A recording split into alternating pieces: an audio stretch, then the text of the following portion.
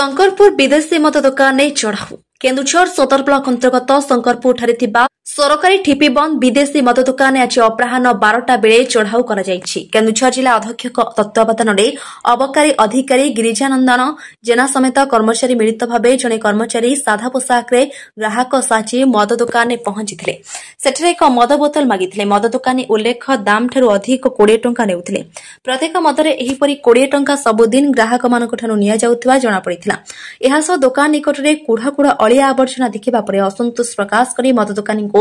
चतुर्पार्श्व परिवेश सफासुतरा रखिबाकू तागिद करथिले। जिला अबकारी अधीक्षक प्रदीप कुमार दास पहुंची मद दुकान खोला होइतिबा दिन ठारू आज पर्यंत मद बोतल बिक्री होईछि ताहार हिसाब करा जाय अटकल अनुसार दुकान मालिकंक ठारू जरिमाना आदाय कराजिबो बोली प्रकाश करछन्ती। सहरर विभिन्न स्थान में खोलिथिबा सरकारी विदेशी मद दुकान गुड़िकरे दैनिक जांच प्रक्रिया चालू रहिबो बोली श्री दास सूचना प्रदान करछन्ती। केन्दुझरु मगन कुमार मलिक रिपोर्ट चक्रव्यूह न्यूज। मु गिरिजानंदन जेना वर्तमान केन्दुझर एक्साइज स्टेशन वाइस रूपे कार्यरत। आज सकाଳେ एक कंप्लेन पाई जे आमर शंकरपुर स्थित IMFL ऑफिस अधिक रेट्रे बिक्री करा होची मद जहाँ MRP आमर मद बोतल बोतल ऊपर अच्छी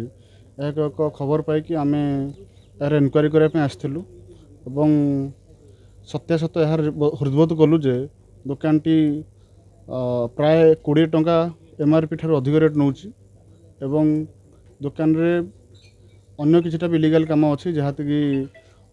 जहाँ सरकार द्वारा प्रोवाइड्स यूनिफॉर्म से पिंधि ना गवर्नमेंट रेट चार्ट लगे ना अन्य किछटा फॉर्मालिटीज जहाँ था से मेंटेन करना परिवेश को सफासुतरा रखा एगुरा किसी मेंटेन करना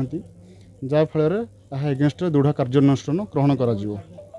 सर जो एते दिन धरी एठी अधिका 20 टका लेखा अधिका चार्ज नउतले से नै पदक्षेप कोन निया जबो के देबो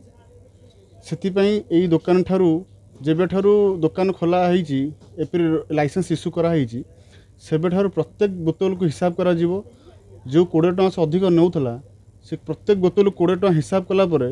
जेती टंका हबो सेति परिसर से फाइन भरिवो। यदि कार्यानुष्ठान सरकार विधि हेबे जे थाए ता भी कार्यानुष्ठान ग्रहण करा जिवो जहाँ कि अन्य दुकान मान एक सबक हम अन्य मैंने यही सब जो मैंने भी करुँच से विरत रही निश्चित है। बर्तमान से नहीं तो पदक्षेप आज जमी पदक्षेप निला प्रत्येक दुकान में आजिकल से हठात चढ़ऊ कर आम चिंता करुँ एक स्पेशल टीम करी सिविल ड्रेस हठात चढ़ऊ करूँ जो आपण मैंने भी खबर देवे खबर सत्य हृदबोध करने आम प्रचेषा चेष्टा करूँ और जदि प्रमाण करा सतरे दुकान टी अधिक रेट MRP नौ तार यहीपरी भाव दृढ़ कार्यानुष्ठान ग्रहण करा जहाँफल भविष्य में कौन दुकानी MRP अधिक रेट नापी साहस करेंगे ना।